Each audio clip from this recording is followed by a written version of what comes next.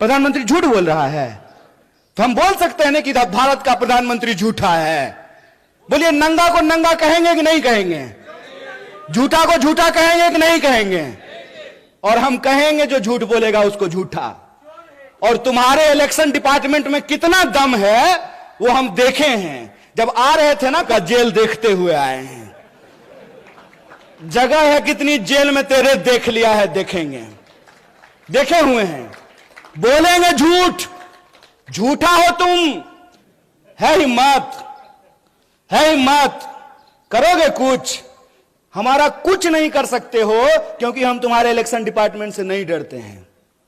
मेरा कुछ नहीं कर सकते हो। इसीलिए खड़ा होकर के पब्लिकली पूरी की पूरी भाजपा के झूठों की जमात को चैलेंज करते हैं कि अगर हमने गलत किया है तो चौराहे पे खड़ा करके तुम मुझे गोली मार सकते हो, लेकिन अगर तुम गलत कर रहे हो तो इस बात को याद रखना कि तमाम धन दौलत और गोला बारूद के बावजूद इस देश में तुम सत्य की आवाज को नहीं झुका सकते हो। हम कसम खाते हैं कि कांग्रेस का एक एक कार्यकर्ता यह संकल्प लेता है कि इस देश में सद्भावना को हम बचा करके रखेंगे, तुम्हारी पूरी ताकत को परास्त करेंगे। इस बात को याद रखना। अगर कांग्रेस 70 साल तक इस देश की जमहूरियत को बचा करके नहीं रखती तो जयशाह का बाप तरीपार होने के बाद देश का गृह मंत्री बन पाता? खेला कर रहे हो। तो यह जो नकली चाणक्य है ना, नकली चाणक्य को पहचानते हैं कि नहीं? अरे वही फादर ऑफ जयशाह, वो अपने आप को जो है चाणक्य कहते हैं। जयशाह के पप्पा का धड़कन बढ़ा दिया है, ऊपर नीचे चल रहा है उनका ब्लड प्रेशर कि क्या होगा अगर यहां पे इनका झूठ का पर्दाफाश हुआ तो यह नकली चाणक्य का बैंड बजने वाला है।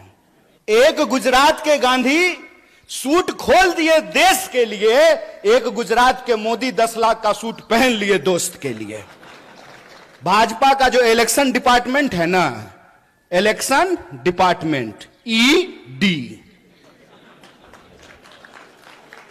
पूरी सरकार ही चल रही है ईडी और सीडी पे। या तो ईडी भेजते हैं या सीडी भेजते हैं।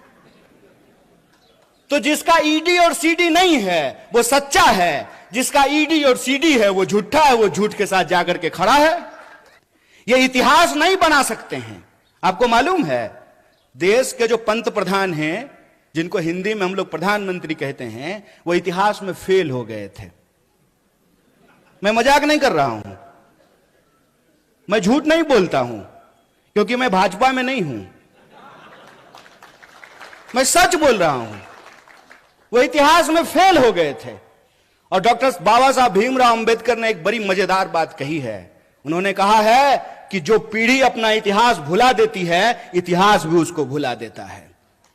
इसीलिए ये इतिहास जब बना नहीं सकते हैं तो इतिहास को मिटाने की कोशिश कर रहे हैं। जो अपना मकान बना नहीं सकते, दूसरे की मकान पे अपना नाम लिख करके कहते हैं कि हमने इतिहास बनाया है। अरे साहब, आपने तो इंसान को इंसान नहीं बनाया है, आप इतिहास क्या बनाएंगे? झूठ के सहारे ये एक इमारत खड़ी करने की कोशिश कर रहे हैं। झूठ का सहारा लेकर के ये इतिहास को पलटने की कोशिश कर रहे हैं। क्यों? क्योंकि इनका इतिहास खराब है, क्योंकि इनका इतिहास इस देश के साथ गद्दारी करने का इतिहास है। इनका इतिहास इस देश के लोग जब अंग्रेजों के खिलाफ लड़ रहे थे तो उनके साथ चाय पर बैठ करके चर्चा करने का इतिहास है। इनका इतिहास अंग्रेजों की जासूसी करने का इतिहास है। एक गुजरात के गांधी सूट खोल दिए देश के लिए, एक गुजरात के मोदी 10 लाख का सूट पहन लिए दोस्त के लिए। यही हकीकत है ना। और कहते हैं कि एक गरीब प्रधानमंत्री बन गया है तो आपको अच्छा नहीं लग रहा है। नहीं नहीं, बहुत अच्छा लग रहा है।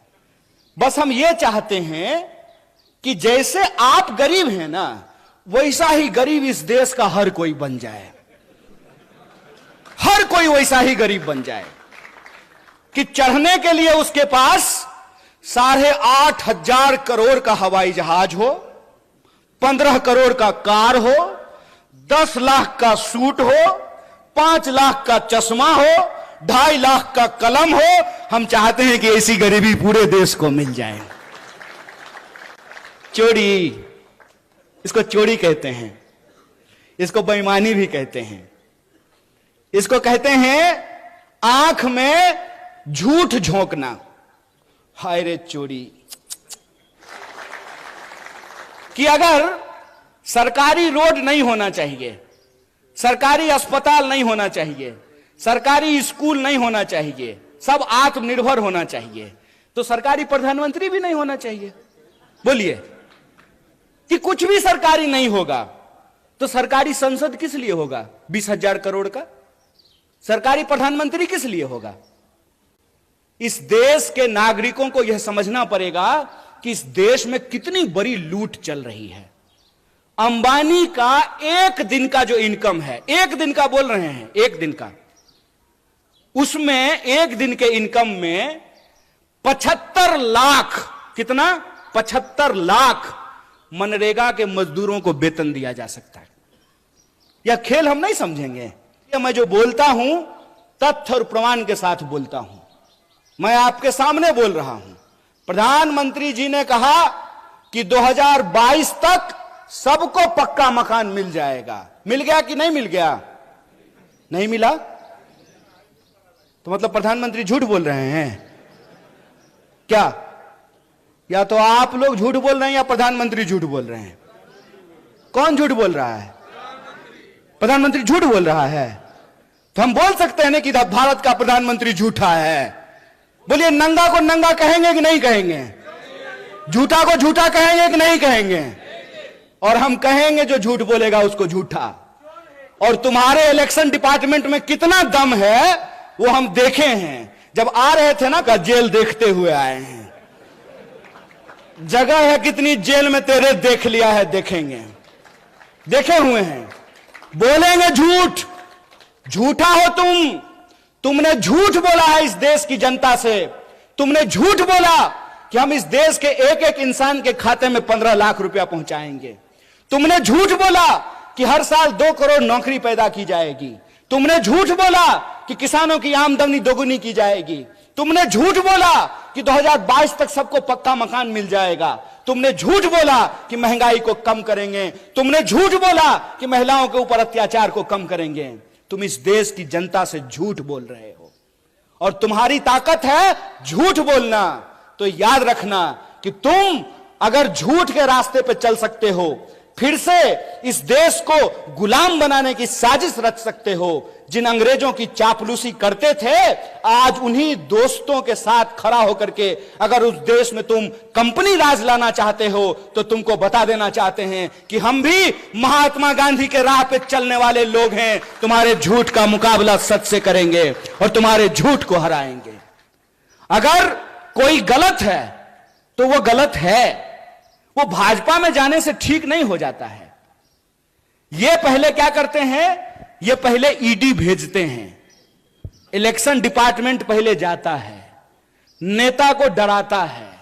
अगर नेता डर गया तो तुरंत उसको भाजपा का खेस पहना करके उसके सारे अपराध को माफ करके, इनके घर पे भी कोई आया था मेहमान, इनको डराया था, तो जो ही ईडी जाती है तो ये चिल्लाना शुरू कर देते हैं, चोर है, चोर है, चोर है।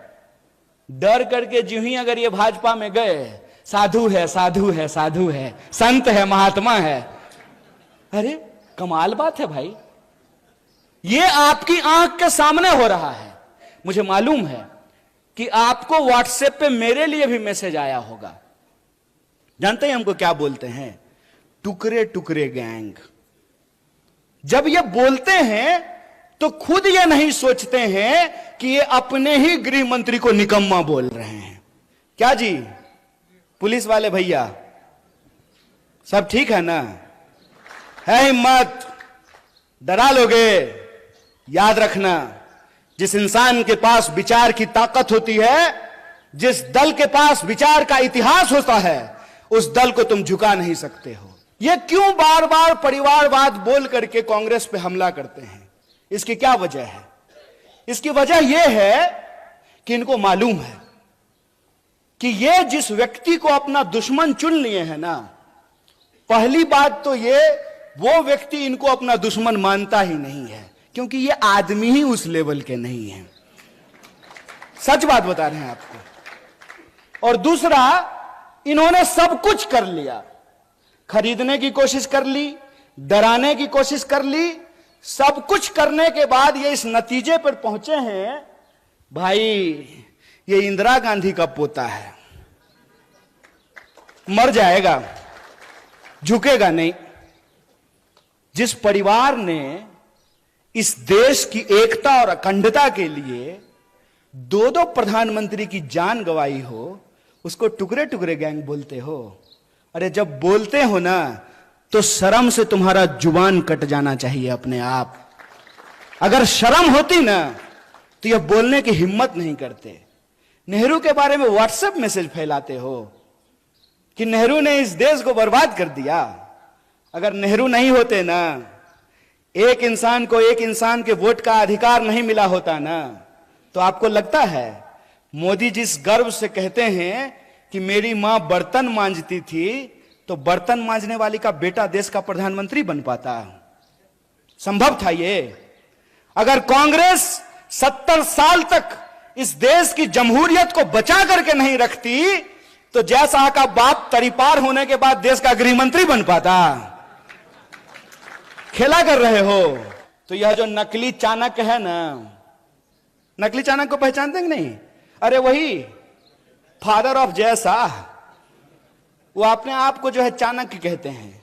और इस बार ये देखना ही नहीं है, इस बार ये नहीं देखना है कि किसका फेटा कैसा है, किसका कुर्ता कैसा है, किसका जो है सिंबल कैसा है।